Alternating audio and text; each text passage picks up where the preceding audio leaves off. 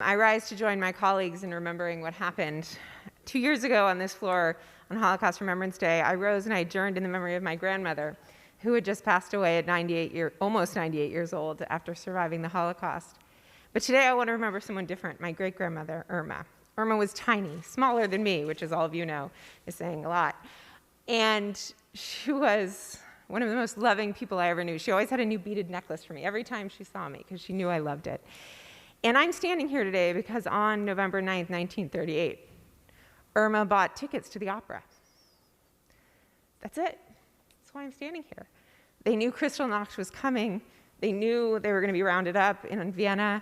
And so she bought tickets to the Vienna Opera, and they went that evening. They dressed up, and they went to the opera. And so they weren't rounded up. And they found a way out a few months later.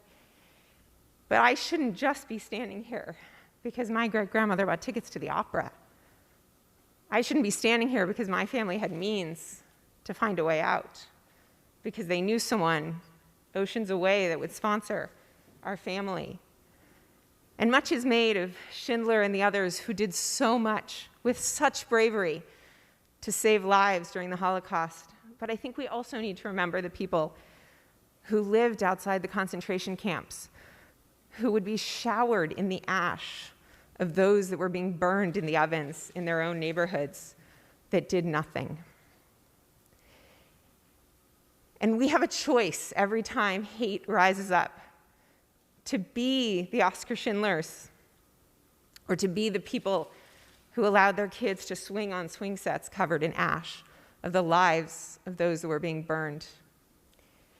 And we have stepped up, members, to be leaders in our community, in our state, in our nation.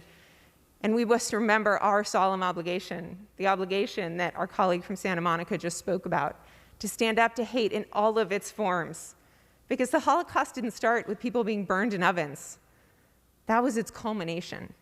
It started with propaganda and hate and my grandmother being kicked out of school because she was no longer worthy to be educated. And then it ended in the lives lost that we speak about today, that you see sitting on your desks. And so we must stand up at that first moment when we hear propaganda to say, no, we know where this can lead. And in just recent years, we saw Nazis marching in the streets of America.